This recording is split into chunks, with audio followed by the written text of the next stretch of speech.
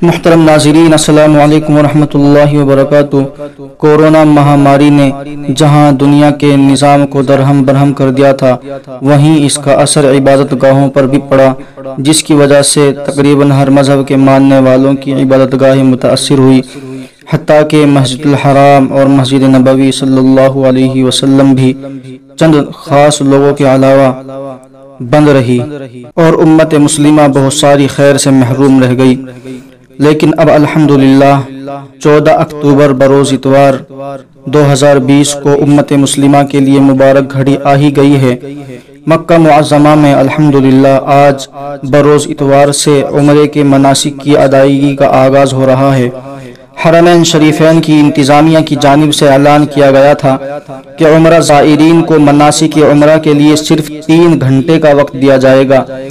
لوگ جاننا چاہتے ہیں کہ زائرین اس وقت میں عمرہ کیسے کر پائیں گے اور وقت کی کیا تقسیم ہوگی۔ اس حوالے سے حرمین انتظامیہ کی جانب سے بتایا گیا ہے کہ طواف کے لیے مطاف کعبہ میں 2 ٹریک تیار کیے گئے ہیں۔ ان میں ایک ٹریک پر ایک وقت میں 100 زائرین طواف کی سعادت حاصل کریں گے۔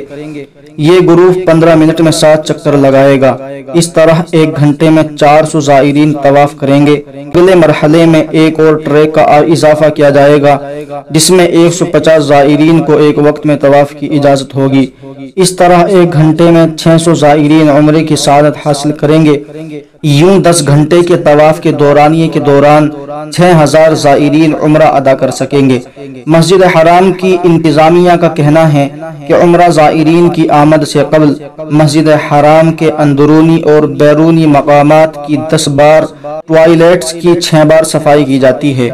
مسجد حرام کے تمام داخلی خارجی راستوں، دروازوں، صحن، فرش، برقی زینوں، پنکھوں اور دیگر تمام ضروری اشیاء اور مقامات کو سینیٹائزر کی مدد سے دن میں 9 بار صاف کیا جائے گا اور مسجد حرام میں 24 گھنٹوں کے دوران 3 بار عطر چھڑکا جائے گا۔ مسجد حرام میں آنے والے معتمرین کی طبی جانچ کے لیے جدید ترین آلات تھرما کیمرے نصب کیے گئے ہیں، تاکہ معتمرین میں کسی قسم کی وبائی اثرات کا بروقت پتہ چل سکے کہ دیگر متاثرہ افراد کو فوری طبی سہولت فراہم کی جائے۔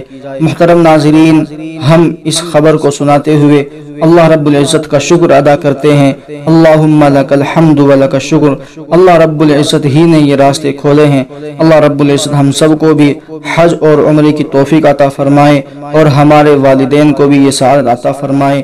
السلام علیکم ورحمۃ اللہ وبرکاتہ۔